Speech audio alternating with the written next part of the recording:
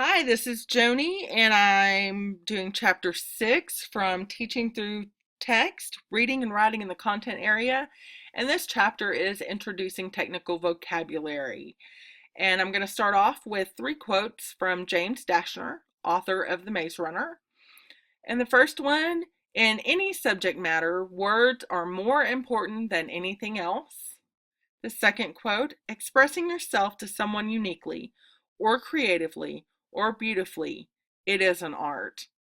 And the last one, the more educated you are, the more broad your vocabulary, the more creative you can be in how you speak, you can make people like you more. Vocabulary is a very important part of teaching. Without it, your students can't pass tests like STAR and even 6 weeks tests. They have to know the vocabulary. So how do we teach our students the technical vocabulary to our content areas? So I'm going to ask you, do we bore them to death or should we make it fun for them? Which way will help our students remember the information that needs to be stored into their knowledge? I don't know about you, but I don't want to sit in class and be bored to death. I want it to be fun, and the funner it is for me, the more I remember it. So I feel that one, as teachers, we have to understand the nature of words. Two, we have to understand that words do not teach themselves. And three, we must let each student find their own definition. They have to find their own way of explaining the word, because the standard definition of something may not help them grasp onto the meaning of the vocabulary that they're learning. So with all of this in mind, what strategies can we use to teach the technical vocabulary to our students? My favorite website, Edtopia, I found an article, and the first one from it is selecting words. There are so many words and so little time for us to teach them. So when selecting words, one idea is to let your students skim the chapter or skim the reading and have them on a chart write down these words and then rank the words as I know this, I don't know this, I might know this, and then go and on that same paper have them write the definition, what they think it is. And they don't use dictionaries for this. They have to try to break down the word and come up with their definition and use that prior knowledge to come up with what they think it is. As teachers, we have to rank the words. There's 3 tiers. The tier 1 is basic words that rarely require instructional focus. These are words that they've used since they were little. They use regularly, words like door, house, book, cup, things like that. Tier 2 are words that appear with high frequency across a variety of domains and are crucial when when using mature academic language. These words they may need to learn. They may not know them already, even though that they appear frequently.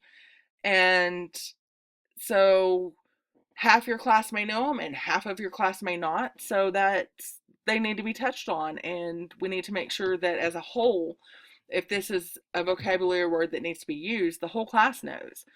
Tier 3, frequency of the tier 3 words is quite low and often limited to specific fields of study, such as isotope, reconstruction, things like that. So these are the words that we definitely need to focus on, because these are the words that the students are going to use in the actual lesson that you are teaching them. And teaching words, we're going to explain a new word.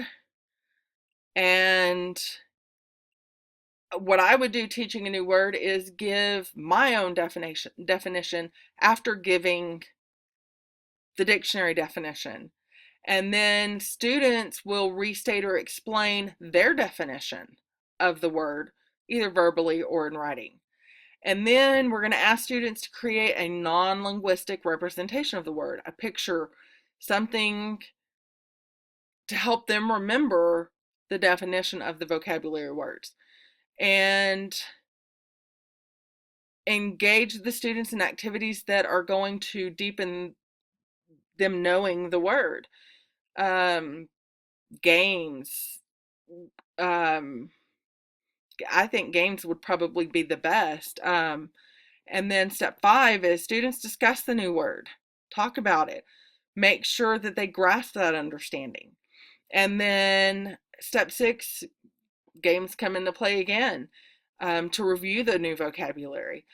But I think the homeworkopoly that I presented last week would be great for this, because you can put those vocabulary words as questions in your homeworkopoly game.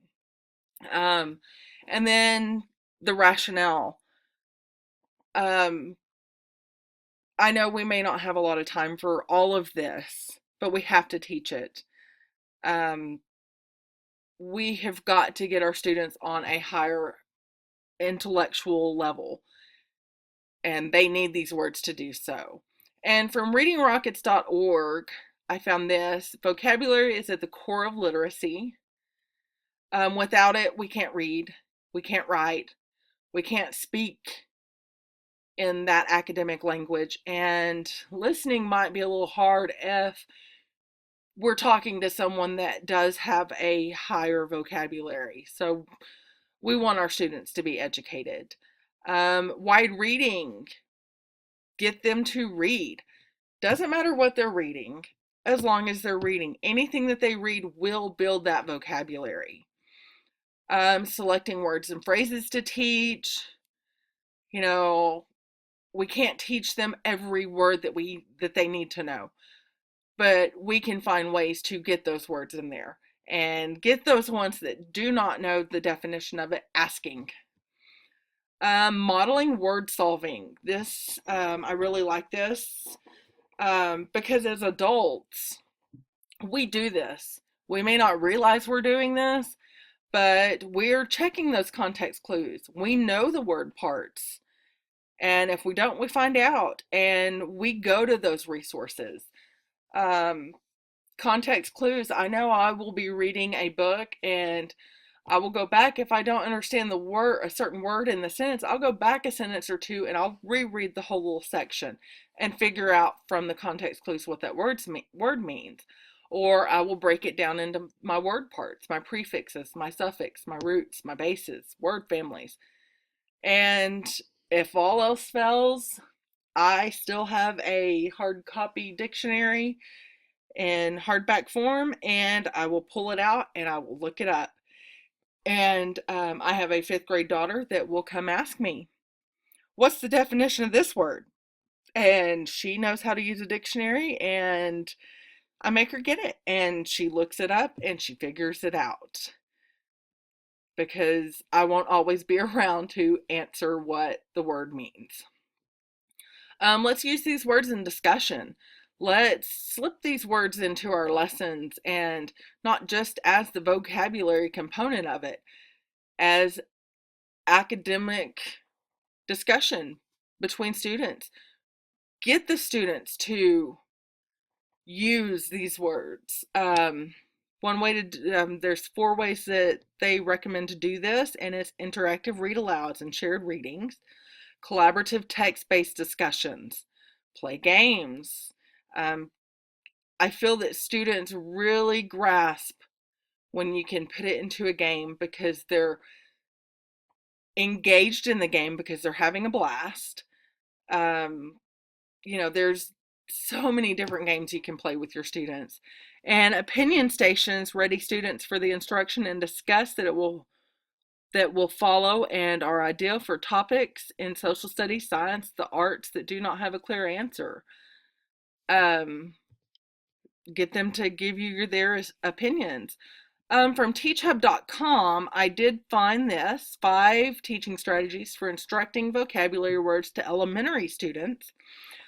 which many of us are going into that EC through 6 generalist. Um, but even though it says for elementary students, you could use it in high school. Kids aren't that different. Yeah, they grow up and they're a little more mature, but you may be able to teach the visual learners with one of these ideas, or the wordsmiths, or, you can find the way to reach your students no matter what age. The first one is a semantic map. It's just using a graphic organizer, and they can put their relations of the information on it. Word wizard. Students learn to process information. It's a good way for them. It's a jigsaw learning technique. Play word detective. Have them use that context clue. Give them a list of words to search for. You have them use it in a sentence. Get them to make those connections. Get them to figure it out. Word connect, Venn diagram. You can teach them the differences in words. 5 is a concept cube. Concept cubes are great. 3D shapes to use. They are busy making it. They have fun with it. Let them decorate it. But you're going to have them put vocabulary word on one side, antonym on one side, synonym, category it belongs to, essential characteristics. And then you're going to have them on the last side of their cubes. Have them write you an example, write you a sentence with it. We can keep our content area vocabulary lessons fun so that our students stay engaged in the lesson. Because if they don't know the vocabulary, they will more than likely tune out, and you will have lost them for that lesson. And I'm going to leave you with this: connect new words to what students already know. Karen Bromley, an Education Week teacher, and this goes back to our previous chapter, building on prior knowledge. If we can take those technical vocabulary terms that they need to know and connect it to that prior knowledge, I think we will have a winning combination. So I hope you enjoyed it, and I hope some of my strategies may help you or give you ideas for your classroom. Have a great week, and see you next time.